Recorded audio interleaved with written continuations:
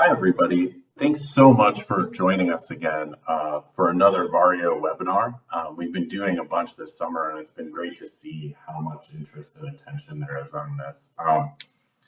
My name is Jeff Bund. I'm head of business development for Varjo here in the US, and we'll be talking a little bit about an application that Loma Linda University built using our new XR-3 headset. Before we get into it, a couple things about how the webinar is run. We have a Q&A tool, which I would urge everybody to use. It's available in the Zoom toolbar, and we will do our best to answer all your questions. We will answer some of them live verbally. We'll answer some probably in the chat, and we'll try to chase down questions we don't get to in this session offline. We always get really wonderful questions, so we definitely want to encourage that. Want to make everybody feel like we'll get to you. And thanks so much. Yeah, so here today, we'll talk a little bit about Varjo as a company, but we'll focus mostly on Loma Linda's application. But just to give a little bit of context, Varjo is a company that's about 5 years old. We're based in Helsinki, Finland, with a US headquarters in Washington, DC. We've been in commercial sales for about 3 years now. And we design and manufacture very high-end virtual reality and mixed reality headsets.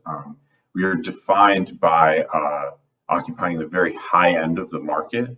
All of our headsets feature human eye resolution.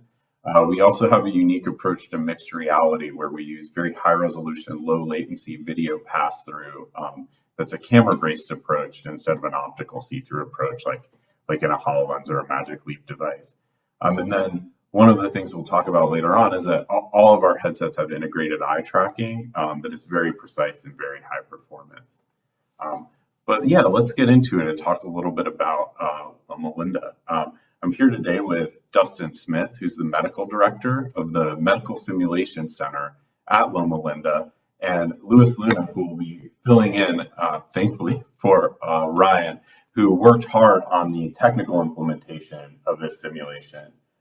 Yeah, so guys, thanks so much for joining us. I'm wondering, Dustin, if you could just tell us a little bit about Loma Linda. I'd love to. First and foremost, thanks so much for having us on. We're really, really happy to be able to talk about our work and how things went. So Loma Linda University is a faith-based institution. We're located in what's called the Inland Empire region of Southern California. We've got about 4,000 students and multiple schools. So we have School of Medicine, Nursing, Dentistry, Allied Health, Pharmacy, Behavioral Health, Religion, essentially anything along the healthcare lines. We've got students and classes for them. Within our institution, we have a very active simulation center. And the simulation center is about 8,000 square feet. We have students from all the schools who come down and participate and practice there. And there's a lot of traditional simulation training that goes there, everything from how to place an IV or doing other task training sort of things. But the part we really enjoy is when they come together for team-based training. And so we'll have some nurses, respiratory therapists, student physicians, other team members come in and work together to learn how to care for patients before they are let loose out into the wards, interacting with the real patients, learning in those environments. Yeah, well, thanks so much and for telling us about that.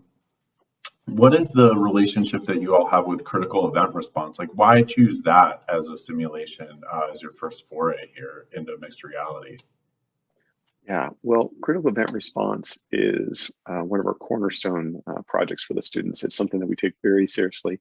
It arose out of just after September 11th, where it was decided that every student who would be graduating from our institution would have some basic skill sets of how to help respond in a disaster. And so the program puts a lot of effort into this project. It's interprofessional education. It's designed to be highly interactive. The students from each of the programs come and participate, and they break into teams. Now, the thing about this is they're often put in teams with people they've never met before, which, as you can imagine, would happen in real life with disasters and scenarios. But they train together and they do training on everything from how to go through decontamination to small group responses for patients who are impacted by the disasters. The point of our mixed reality simulation and adding on to our critical event response this week, or this year, was we wanted to build and execute a team-based mixed reality triage exercise for the students. And it turned out to be highly successful. It was pretty ambitious with a short timeline, but came out really well. And overall, we had about 400 students participate through it this year. Wow, that's amazing.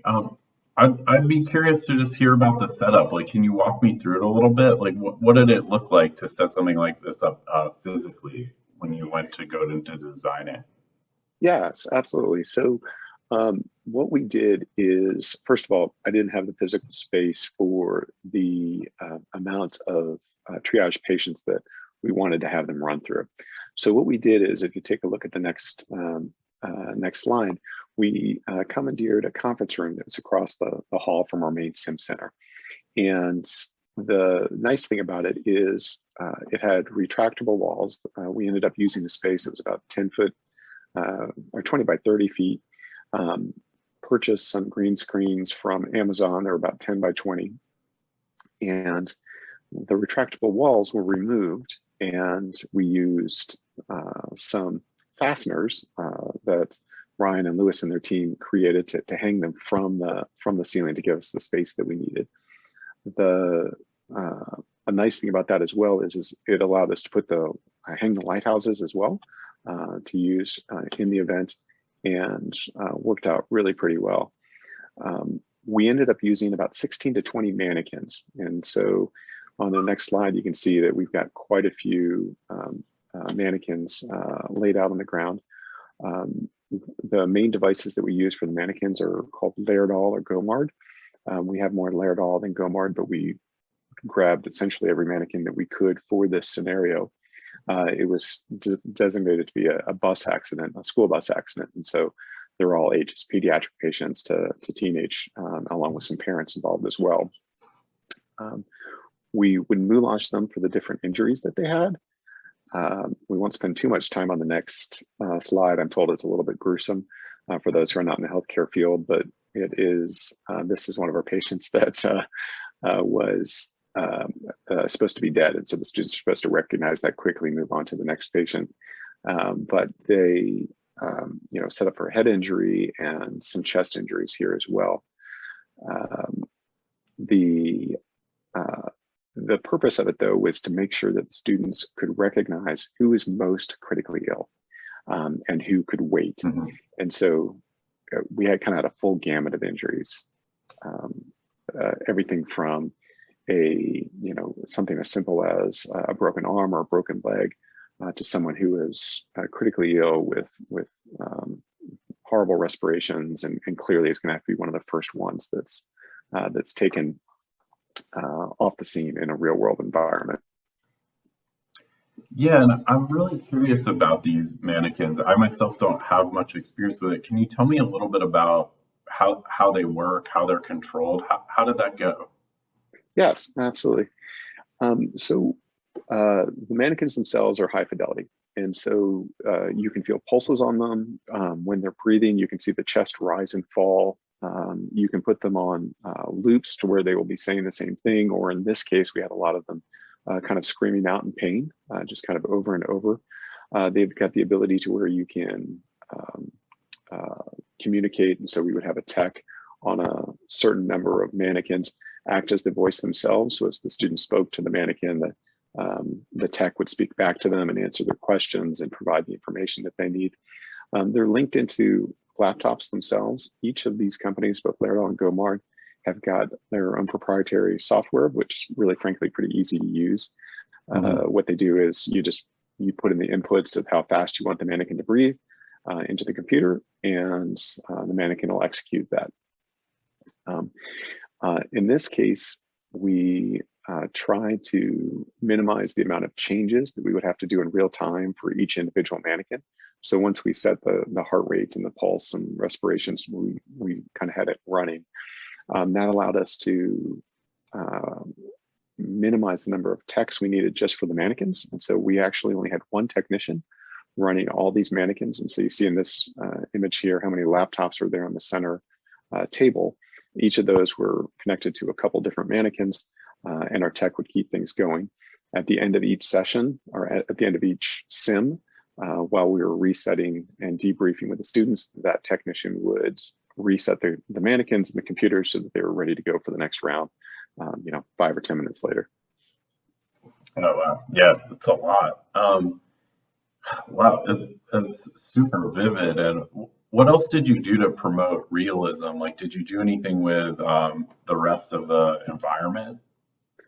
We did. A lot of credit goes to the tech team who built the environment itself, but they were able to capture sounds that would make the students feel like they were in the mountains. And the scene itself is a bus accident in the mountains that are just close to where our university is. But you could hear the wind going through the trees. You could hear the birds chirping, the normal forest sounds that you would expect on a highway, even down to the ambulance starting far away and getting closer and closer. And then just to really drive it home, we got a couple machines for diffusers and put them on either end of the room and put in pine scent. So as soon as the students walked into the room, they really felt like they were immersed in the mountains, everything from sound, smell, sight, touch, kind of everything. I love that you use diffusers, and probably is a good way of coding to memory as well. But that's so unique. Would you do it again? Oh, absolutely. Yeah, I think that the sense and the sounds and everything really helps hardwire what we want them to learn by giving them a realistic experience. And they have all sorts of scents that are out there. Some are even more noxious, so like vomit, that kind of thing. We were going to be in that room for 8 hours a day for 5 days a week. So we decided our first time through we would perhaps maybe not diffuse in scents that would drive us out of the room. Even if it would be helpful for the students, we'll hold off on that till next round, maybe. Yeah. Well, thanks. Yeah, and Lewis, I'd like to talk to you a little bit now about some of the technical requirements. I mean, this looks like so much to keep track of with the mannequins, the large space, multiple users, multiple headsets. Just to start with, do you think you could tell me a little bit about just the physical requirements for the room? But then I know also one thing that our audience tends to like to know about is like what type of computers you used and how that went in. Sure. Well, as you saw in some of the previous slides, the area that we had to work with was about a 20 by 30 space. So we had very large green screens that we purchased, as Dustin said, off of Amazon. Hung from the ceiling. We were lucky enough to have drop ceilings in there, so we could pretty easily clip things up there and just gather everything together, tape it down. The headsets themselves had about a 20-foot range with the cables that we had. So they were able to sort of move through most of the area that we had sort of cordoned off. The computers, as you say, had each one I believe had a 3080 Ti in it, which it sounds like a lot, but it's necessary for sort of everything that the headset has to render. And as far as more things in the environment, we had a whole lot of lighting stands and mounting hardware for the Vive lighthouses that we have to use for VR. Yeah, and how did you go about setting up the tracking environment? Well, like I said, the Varjo uses the same lighthouses that you would get in sort of a typical VR environment. It uses the same ones that Vive uses. So you have 1.0 or 2.0 lighthouses. In this case, we use the 2.0 lighthouses that come with the Vive Pro or the Index. In our environment, since it was 20 by 30, it's a very large environment, or a very large play space that we had set up. So we initially wanted to use 6 of the lighthouses just to give us full coverage, but there's some limitations when you use that many. So 4 ended up being the maximum that we could use. When you use 6 and you cross over from sort of one section of the area to the other that are very far apart, somewhere in the software, it decides that it stops tracking one and replaces that lighthouse with another. So when it switches over, you get some errors that can really mess with the VR environment. It sort of rotates everything in ways that are not pleasant when you're wearing it. Yeah, that makes a lot of sense. Well, let's talk a little bit about the software stack used. I mean, our audience always likes to know in great detail sometimes about this, but yeah, tell me a little bit about what you all use to build this. Yeah, so what you can see here is Unity is the sort of a very common game development environment. It's very friendly towards sort of beginner game designers. It's what we use a lot. Not to say that it's not powerful, but it's very user friendly. I guess would be the best way to describe that. And since our project was on a bit of a timeline, we had to create the environment as quickly as we could while also making it very immersive. So Speed Tree is some software that you can use to sort of generate a natural environment. It's usually used to paint, well, what it sounds like, paint trees into an environment that are realistic and have some weight to them. So we use that to create the bus crash in the mountains, I guess is the best way to describe it. Photon is one of the Unity assets that is most commonly used to network multiple computers. So if you're creating, say, multiplayer games, a shooter or something like that, Photon is probably what you're going to use to connect multiple people. As far as the art assets and things that were in the environment, our artists used Maya to create sort of the bus, any sort of debris that we needed in the environment, and Substance is used to paint lighting textures on those objects, just so that at render time it takes some of the weight off of Unity, so that we get a better frame rate, a better experience overall. It's just to maximize sort of immersion and keep the students in there. Yeah, thanks for that. So it sounds like you can use Maya and Substance and Realtree to basically build the art around this, and then Unity was used to tie it together, and then Photon was added for the multiplayer capability. Would that be correct to say? Yeah, that's a good summary of what we have there. Oh, good. Yeah, and talk to me a little bit about the lighting. I know a lot of Varjo customers and users are interested in setting up chroma spaces. So I'd love to know what your successes, failures, any concerns that you have. Would be super useful to hear you talk about that. Right. So the you saw on the previous slides, the scale of this was pretty large in comparison to what a typical user would do, as opposed to just sort of one green screen behind a single user. We had, what was that, 1, 2, 4 green screens, counting the floor. So it was a pretty massive environment. We used very large curtains that were commercially available just on Amazon. Hung them from drop ceilings with just custom brackets that myself and Ryan created in his garage, that also we were able to hang the lighthouses from. As far as problems that we had with green screening, lighting is a big issue, as we discovered. The area that we had very large windows on one side that we initially thought would help us, but it ended up being a hindrance because you can't get very uniform lighting from natural lighting. So we ended up having to pretty much close all the windows and just use artificial lighting from some freestanding LED stands, just to get as much uniformity as we could. Thanks. That's good to know. And yeah, I have to ask this: how did it work using Varjo specifically? Were there any obstacles or any features that you were able to take advantage of, or was it the same as any other headset?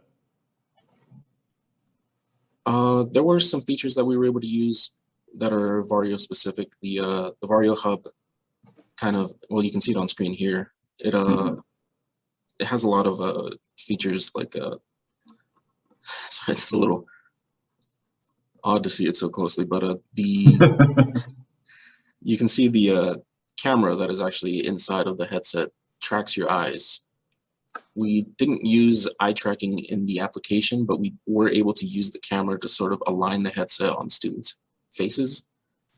And that really helped with getting as many students as we could through the application as quickly as possible, being able to see just where the headset was sitting and making sure that everything would render properly for each person. Also, you can't see it here, but there's an option to toggle on and off mixed reality. So we would initially toggle off mixed reality so that they could only see the virtual environment. And after that, we'd sort of led the students into where everything would be taking place. And when the scenario actually happens, which is a bus crash, there's some calamity that ensues, and then we can just toggle on mixed reality and the bodies all appear. Wow. Yeah, and so with the eye tracking portion of this, was this that you would use the eye tracking cameras as basically a check to see if it was lined up, and then you would have the user adjust it, or did it run some other way? Yeah, that's correct. We would sort of take a look at the eye camera and make sure that the eyes were sort of centered. Mm-hmm. And if they weren't, we would adjust them on the headset just to make sure that it was working properly. It really helped with students who had glasses on, Mm-hmm. just to kind of make sure that it was working properly. Yeah, that's great. That's good to know. Well, yeah, so now that we know how all of this was built, Dustin, would you care to take us through this? And I know we have a video as well that shows the actual experiment, but yeah, let's see it and hear about how it went. Yeah, no, I'd love to. Before we start the video here, I'll kind of set it up for y'all. What we tell the students is the same thing we tell them for all of our simulations, mixed reality or traditional. And that is that we want the simulation to be a place of great learning, but also needs to be safe. So both physically safe and psychologically safe. We let them know that whatever is done in the simulation space stays in the simulation space. And so we don't talk about it outside. That way people can feel like they can do their very best, make mistakes, and that's okay. That's how they're going to learn. The setup is they are told that they are finally have a day off and they have a chance to go to our local mountains and relax. And as they pull off the side of the road, they witness a bus accident, and their job is to use some triage training that they've gotten and execute that. There's actually 2 players on the field at any one time, so that ideally they work together to be able to solve the disaster or address the disaster in front of them. The students had a brief online training on what's called Start Triage and Jumpstart Triage, which is a triage system that's used in medicine, one of a couple that can be used. And so they take that online learning that they've had execute it here. You'll notice that the mannequins will interact with them. We also put some paper sheets next to the mannequins so that just as an extra setup, if they wanted to be able to see some vital signs or read some vital signs, we'll have that. And then I'll touch base a little bit on the lighting when we're through. A few things will look pixelated. That's not the glasses. What that is how we set things up with the lighting. And occasionally some of the yellow light coming in mixed with some of the blue lights of the bulbs would kind of overlap and give some green. So sometimes things look pixelated, but that's what that is. But without further ado, I'll start the video. I'm playing the role of a bus driver. I let them know that they can ask me questions or ask me to help, but that in this role, even though normally I'm a physician, I don't play a physician, I play the bus driver. But it also allowed me to be in the scene and act as a safety person. So if I saw any cords that were about to get tangled up, or somebody was, because the environment looks so real, about to run off up the mountain into our green screens, these are things that we can kind of step in front of them and slow them down a bit. But let's see if we can play the video. So I'm going to check with my tech team. Brandon's ready to go. Good? Good. All right. So if both players are ready to play, give me the thumbs up. Excellent. Thumbs up on both sides. All right. Don't forget to work together as a team. All right, Jenna. All right. Here we go. So you should see the scene within the next 15 seconds. If you look kind of over towards my voice, you'll be able to hear and see what you need to as we start. Here we go. All right, Jenna. I'm so glad we decided to have a mountain day. Yeah. Oh my God. Oh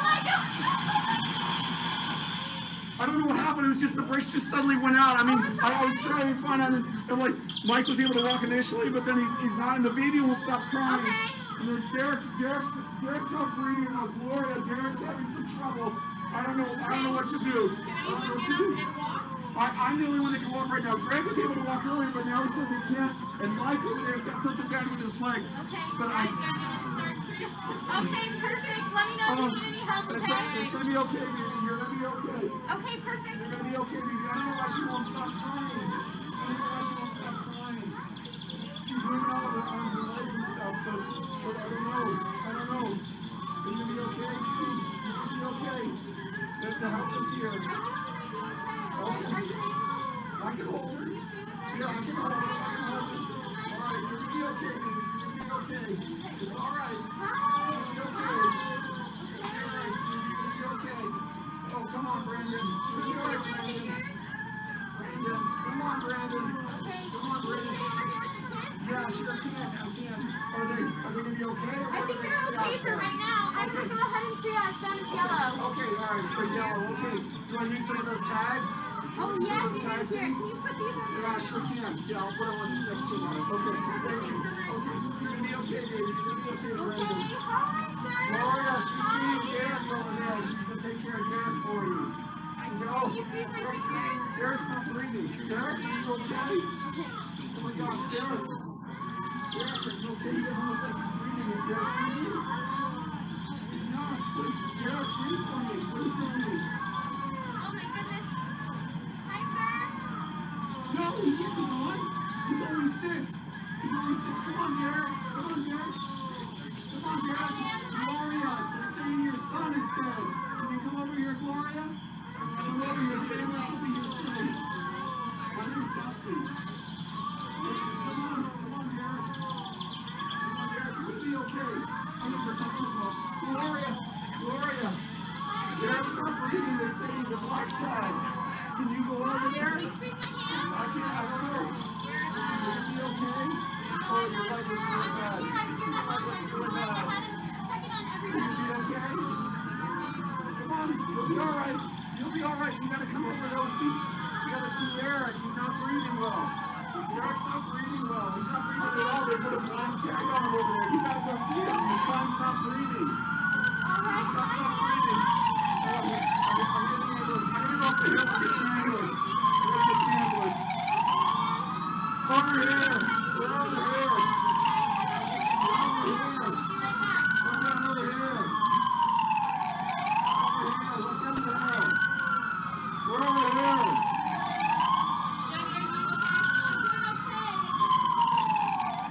All right, nice job. Why don't we stop there? Good job, everybody. Whoa. There's a lot going on there, especially with yeah, and everything else. Yeah. Well, now that we've seen the actual experiment, the research, can you tell us a little bit about how it went? What were the results like? Yes, we were very happy with the results. Overall, we had about 400 students go through the training overall. About 265 of them had the opportunity to wear the glasses. The rest were able to watch on the computer screens and all participated in the debriefing discussion afterwards. We followed up with the students afterwards, and of the 265 students who used the glasses, all but one said that the mixed reality experience increased the probability of them being able to remember this and execute it in the future if they ever find themselves in that situation. While everyone loves 100%, it goes once again to prove that there's always that one guy who who's the outlier, but we'll take it. We're happy with that. On the next slide shows the contribution to glasses to correctly answering the triage questions.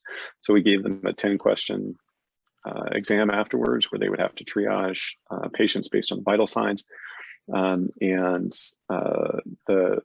Those who wore the glasses, there was a trend where they did better than those who were not wearing the glasses.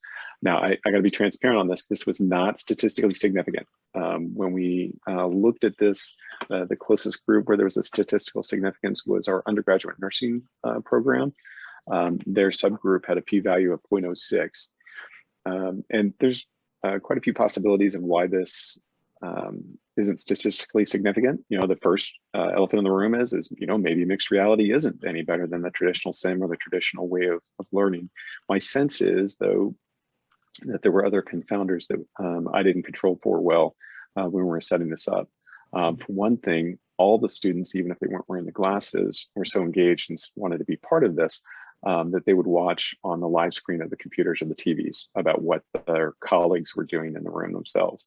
The other thing is that we all underwent debriefing together as one large group and talked through how things went. Because again, the whole purpose is for them to come out the other side better educated and more capable. And so we weren't going to hold that back on any of them. So whether they wore the glasses or didn't, they participated in those small groups. So, overall, we were happy with it. I think there's still some work to do to discover some things, but we're looking forward to moving forward. We talked a little bit about what worked well, if you want to move forward on that.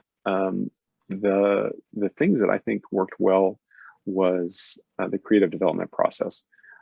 It took a team of experts, everything from our schools, from medicine, nursing, pharmacy, allied health, but we came together with our developmental team on the tech side, and that process was a lot of give and take and worked great.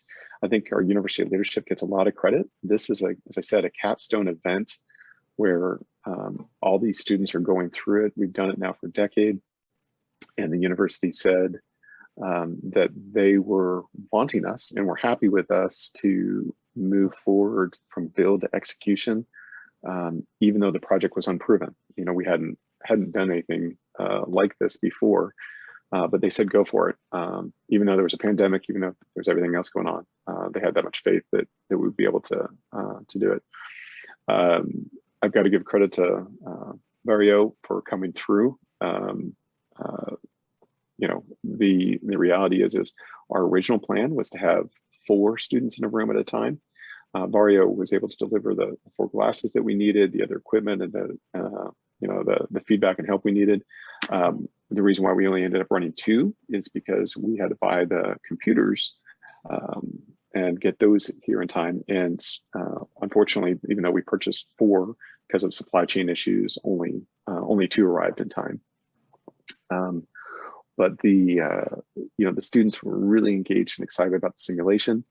That worked really well. They were happy about it. And I think while the trends in our data suggest this educational method's going to work, we've got some work ahead of us to trial some more things and see if it's as good as we think it's going to be. Yeah. And do you think there was anything? I mean, I gotta ask this as a Varjo guy. What did Varjo add to the experience that you wouldn't have been able to do in another headset? Yeah, so the mixed reality of it and the crispness of what the students were able to see, both from the virtual world and the mannequins in front of them, their other teammates on the field, was, exactly what we needed. We talked a little bit about lining the eye tracking up for the students when they were first putting on the glasses. It was interesting to me because some of the students felt they would put it on and we would ask them, how does it look? Does it seem good to you? And they would say yes. And we would look at their eyes and tell that they weren't fully aligned yet. And then when we adjusted it, they're like, oh yeah, that's much better. And kind of the only thing I could think of afterwards is that perhaps they were used to other VR sort of sets where they were kind of used to some of the fog or things being a little bit off. And it wasn't until it got lined up perfectly that difference was made. Yeah, I know that's always a problem we have at demos and trade shows as well. It's like, how do I know what you are seeing and that you adjusted it correctly if we don't have a reference. So that's good to know. Yeah, and I guess one last thing is, what would you do differently? Like, well, I guess I should ask, are you going to keep doing this work? Are you going to keep using mixed reality as a training method? And what will you do differently in the future? So yes, we are planning to continue to use the mixed reality. I think it worked well for our team training. I think there's a lot of avenues and excitement about different ways that things can advance. I think the low-hanging fruit for us is after tackling the project as it is, we've got some work to go back and do personally on perfecting our lighting and frankly finding the right room where maybe the windows aren't throwing us off just a little bit. But we are planning on doing some continued work on this. I can see us continuing this event next year. We do it once a year in the spring, right before everyone graduates. But I expect we're going to be also building some additional projects and some additional scenarios so that our students get that added benefit. But then, frankly, so we get better at it too, and find out what's the right balance of mixed reality versus traditional learning.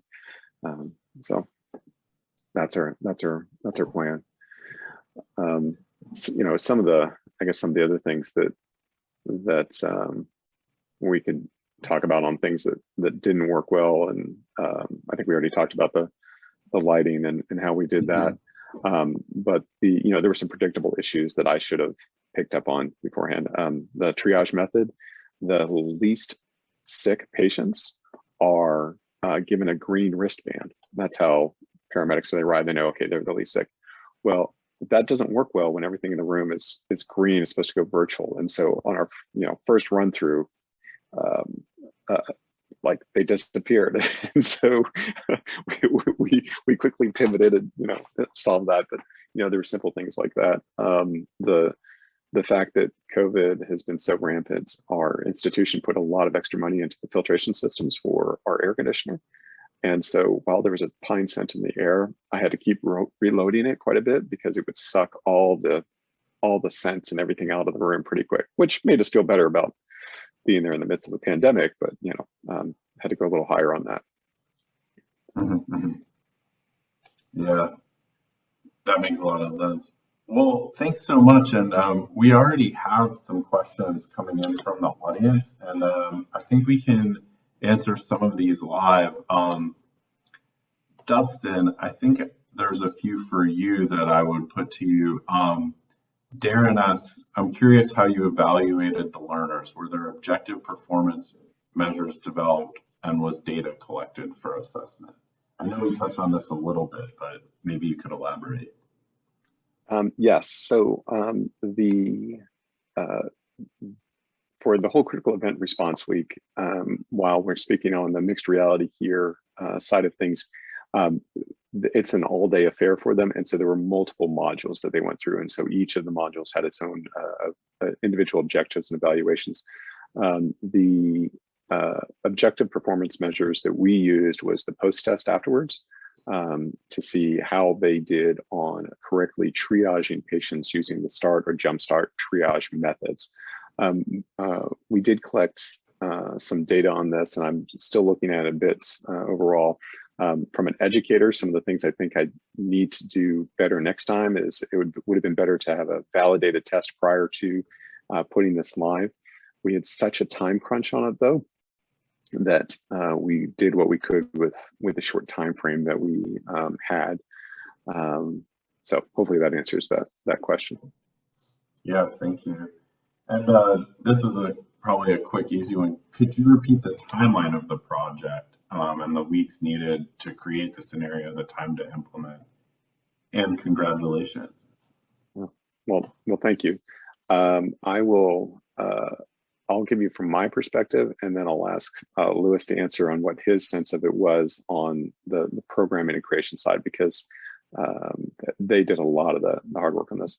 The timeline for this idea was about a year of whether or not we could pull this off. We've done a little bit of dabbling with some of the mixed reality on previously with the glasses, just as a small trial to see if we can make it work.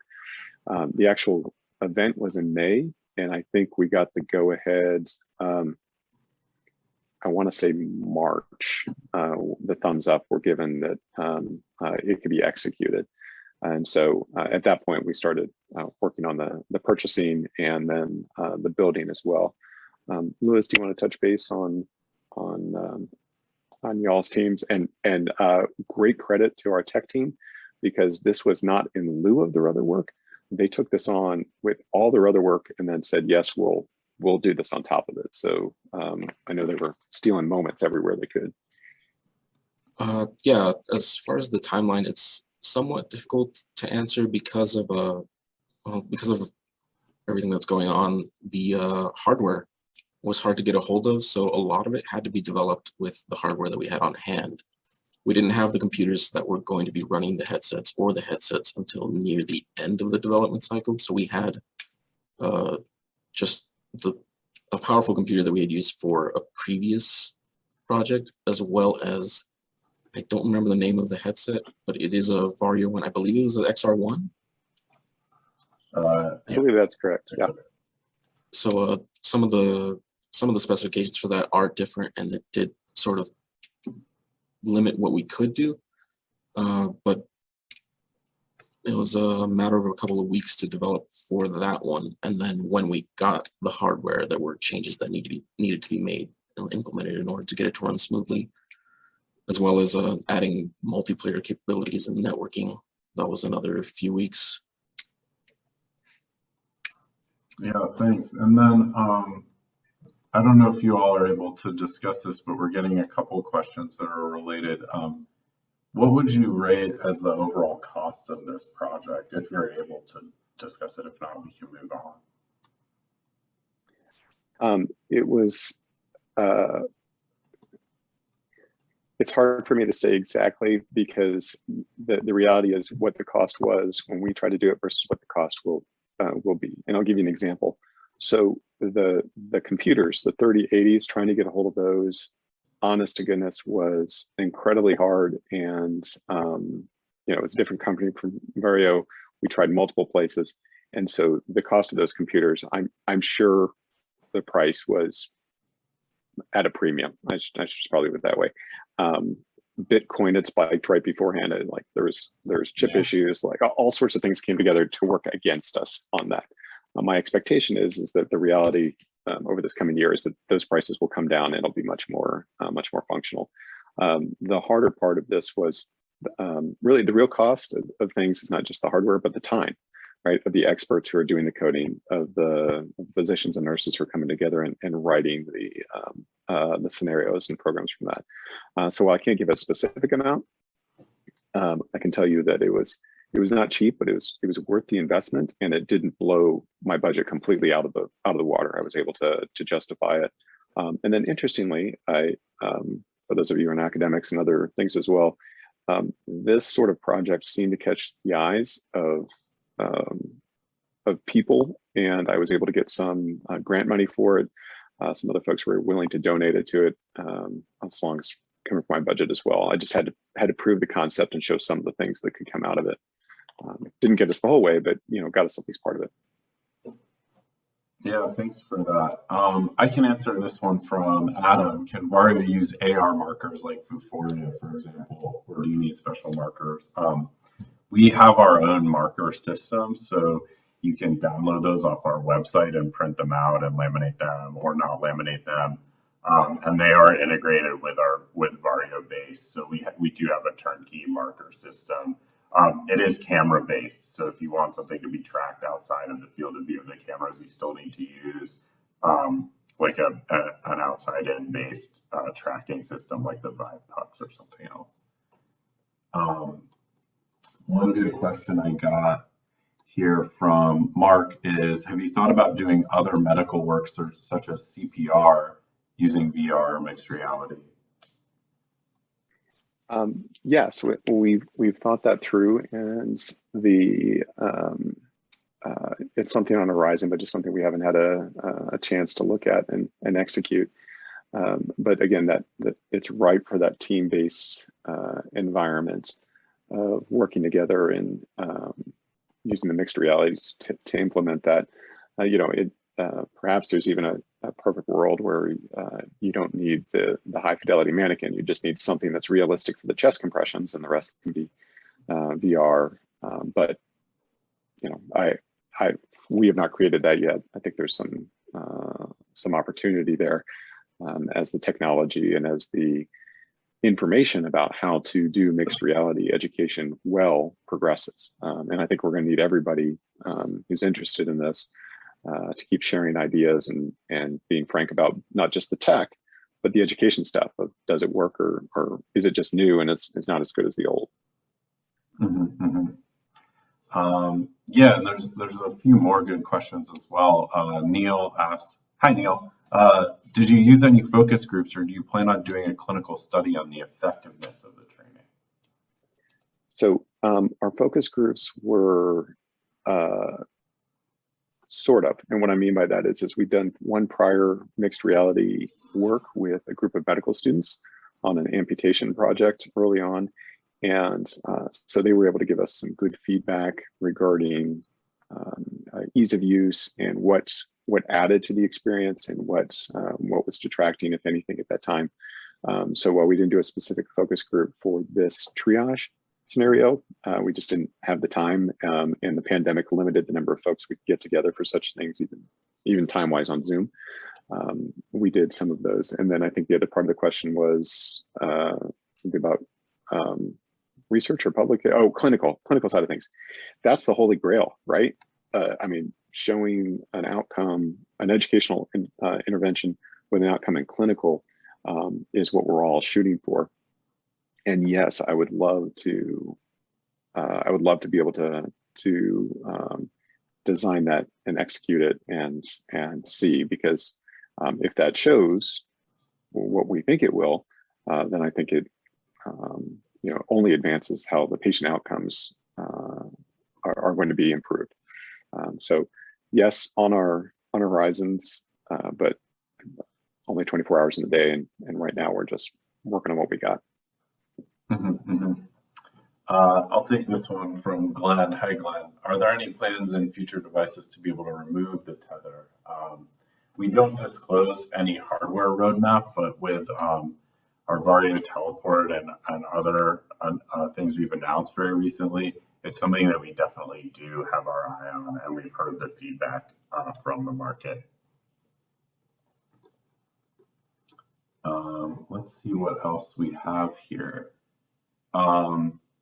This is not my strong suit. I'm wondering if Lewis, if you might have anything to add here. From Donald, you focus a lot on immersivity through visual settings. What about the audio? You are also careful to make a noisy environment. Is there any technology using Varjo which implements a realistic audio rendering or spatialization? I can answer that to some degree. The Varjo has a, I think there was another question that asked this, but the Varjo does have a headphone jack in the headset. And it wasn't something that we ended up using because an important aspect of this project was that the students be able to communicate with each other and hear each other. So we ended up using just a simpler solution of a speaker in the area. But Unity does have spatial 3D audio. I'm not entirely sure what it is called, but essentially the further you are from an audio source in a 3D environment, it affects the volume and how you hear sounds. So if you have a project that does require a more immersive sound, that is something that you could do. You could create sounds to fit your needs, I guess. Yeah, thanks for answering that. And then we have another one now from Darren. Would you utilize the haptic-like features of the mannequin, such as pulses and respirations, to guide the assessment of this particular exercise for the learners to better understand that need versus the paper vitals? And then I don't know if this is mannequin or healthcare specific language, but I realize they don't do cap refill, so there are limitations. So cap refill, what that responds to, or what that means is you, for example, press the tip of the finger, and if you press and hold onto it and you let go, you can tell that it changes from white back to its flesh color really quickly. If your pulse, or if you're perfusing well, you're getting the blood supply you need. So mannequins don't yet have that capability. Regarding the haptic interface with the mannequins, yes, and I would like actually to move us forward next year to use those more than the paper themselves. We had a mixture of students. Some would use the haptic of feeling for the pulses and watching the chest rise or feeling the chest rise with a hand on the chest, and others would go simply to the paper. There were a lot of moving parts this year and a lot of new things we were trying. So that's one of the reasons why we had the paper at the patient bedside or at the patient themselves to, if there's any tech challenges that were interfering with their ability to do the proper triage, I wanted to limit it a little bit by having some paper there as well. The other thing was I planned for worst case scenario.